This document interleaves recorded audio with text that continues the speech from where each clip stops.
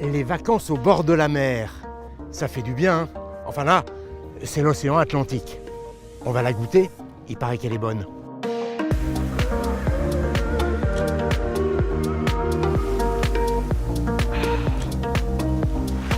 Oh, elle est vraiment salée, hein. Je m'y ferai jamais. Qu'est-ce qu'il y a là-dedans? On va chez moi. L'eau de mer contient en moyenne 35 grammes de sel par litre. En moyenne, hein, parce qu'il y a de fortes variations. 35 grammes dans l'Atlantique Nord, 38 dans la mer Méditerranée, jusqu'à 260 grammes de sel par litre dans la mer Morte, moins de 10 dans la mer Baltique. C'est essentiellement du chlorure de sodium, NaCl, pour ceux qui ont des atomes crochus avec la chimie.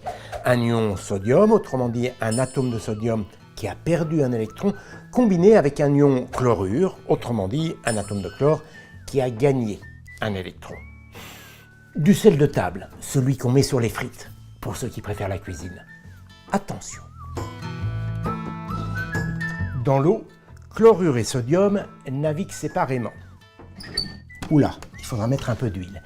Ils ne se combinent pour former des cristaux de sel que lorsque l'eau s'évapore. À ce moment-là, ils mettent en commun un électron. L'électron que l'ion chlorure possède en trop et qui manque cruellement à l'ion sodium.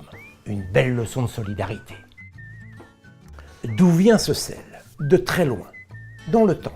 Ces composants se sont formés il y a 4 milliards d'années, quand la Terre était toute jeune. Pour mémoire, elle s'est formée il y a 4,6 milliards d'années. À l'époque, évidemment, elle n'avait pas du tout la même physionomie. Il y a 4 milliards d'années, la Terre est recouverte de volcans en activité qui libèrent de la vapeur d'eau et des gaz qui contiennent du soufre et du chlore. Quand la pluie commence à tomber et à former les océans, ces gaz vont se dissoudre dans l'eau. Si à l'époque on avait goûté l'eau des océans, elle aurait déjà eu un petit goût salé, car dans le tandem chlorure de sodium, c'est le chlorure qui donne le goût salé. Le sodium, lui, rend les papilles plus sensibles. Il arrive dans la foulée. C'est un des éléments des roches qui recouvrent notre planète, comme le potassium, le magnésium ou le calcium. Ces éléments ont été arrachés par le ruissellement de l'eau de pluie et transportés jusqu'aux océans. Le phénomène se poursuit aujourd'hui. Des cours d'eau comme celui-ci déversent ces éléments dans les mers et dans les océans. Chaque année, plus de 2 milliards de tonnes. Alors me direz-vous, avec tout cela, pourquoi la salinité n'augmente-t-elle pas? Eh bien tout simplement parce que ces éléments sont absorbés par l'environnement. Le potassium, par exemple, par l'argile, très présent au fond des océans. Le calcium, par les organismes marins.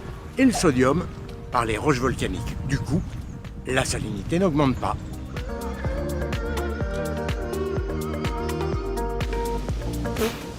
Je confirme, ça n'a pas bougé depuis le début de la vidéo. Elle est toujours aussi salée. Impossible de la boire et surtout, impossible de se réhydrater avec cette eau. C'est une histoire d'équilibre. L'organisme est constitué de cellules, des centaines de milliards. Chaque cellule contient entre autres de l'eau, H2O, et des sels minéraux. Quand on mange un aliment salé, le sel se disperse dans les tissus. Il se retrouve dissous dans l'eau où baignent les cellules. À ce moment-là, il y a davantage de sel à l'extérieur qu'à l'intérieur de la cellule. Pour rééquilibrer la concentration en sel, l'eau contenue dans les cellules migre vers l'extérieur pour dissoudre davantage le sel. Privée d'eau, la cellule est encore plus déshydratée et nous avons encore plus soif. Voilà pourquoi on ne peut pas s'hydrater avec l'eau de mer. En fait, l'eau de mer, c'est bien pour nager ou pour barboter. Je vais peut-être rester un peu ici, moi. Allez, à très bientôt. Et pour le prochain sujet, je préfère rester un peu vague. Allez, à très bientôt. Et pour le prochain sujet... Là, je suis dans le champ. Ok, donc on fait ça. Là, je suis dans le champ. Hein. Ouais. Ok, bon.